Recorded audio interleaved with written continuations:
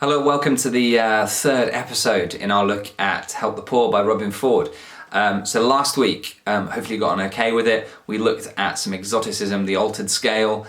We looked at some of Robben's jazz vocabulary, some of the Dorian stuff as well. It was a pretty packed episode, so hopefully you've got on okay with that and that you're all kind of speeding forward with it. This week, we're going to be looking at noodling. So noodling is, or filling in sometimes it's called, is where a singer or another instrumentalist in the band is leading and making a call or playing a line, and then you are responding. So if it's a singer, they might be saying something, or singing something, but and then you're going to be responding to it in an appropriate way. So if you think of it a little bit like a conversation, so if one of your friends comes up to you and talks to you about the weather, then you're going to want to respond with something that is appropriate. So you're not going to talk about pink dinosaurs. You're going to talk about how you like sun or how you like rain, or how the sunset is particularly evocative today or whatever. But you're not going to be talking about something that's completely unrelated. Now, you don't have to repeat what they say. If someone is in a conversation with you, you're not going to repeat everything that they say. Otherwise, they're going to get really annoyed that you're copying them. But you're going to say something that is going to be similar, so it's going to be related. So if we think of this in musical terms, in this particular area, Robben is in a blues format, so he's going to be responding to something that he's singing with similar notes or a similar kind of style. So as you'll hear from the solo, he says something quite wordy in his lyrics, and then he responds himself, because he's filling in for himself. He's singing and playing guitar with something really, really simple. So the first time he does it is this. So all he's doing there, the chord that's underneath is a G minor 7, and all he's doing is bending from the B flat up to the C, and then the G up to the A, up to the 9th.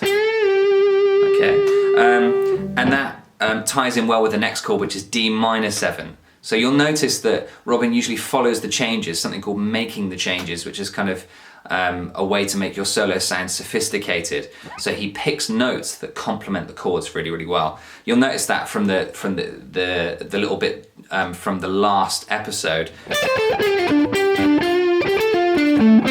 That note there that he plays is not in the D minor pentatonic scale. But it's in the next chord, which is G minor, so it's a B flat, so it's the third of G minor.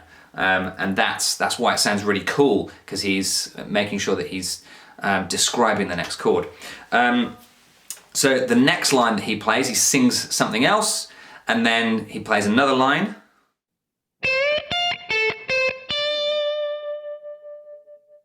Now this is just, this line is just purely D minor pentatonic, because he's gone back to D minor 7. And then after that he goes to that B flat 9, which is a pretty cool chord. Now I really like what he does there. He's still kind of in the D minor territory, but what he does here is, what he could have done is this. And he could have gone from the G up to the A, but what he actually does is goes... He approaches it from the semitone below, kind of a bit chromatic. It's quite jazzy, so he's bringing in his jazz vocabulary here.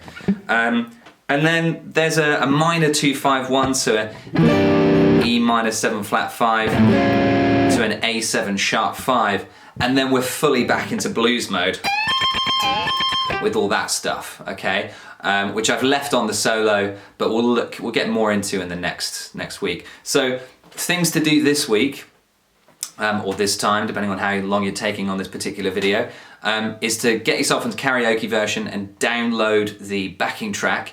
On karaoke version, you can select which instruments you don't want. So what you want to do is select everything apart from the guitar, apart from the guitar solo. Then you can have a go at actually noodling yourself. So you can not only practice what Robben's doing, but you can also practice noodling with your own stuff.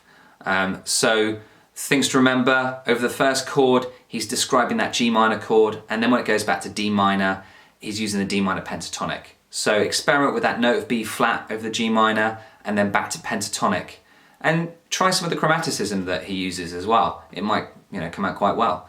Have fun with it, and I'll see you for the last episode next time, where we're going to be looking at some more chromaticism. Have fun.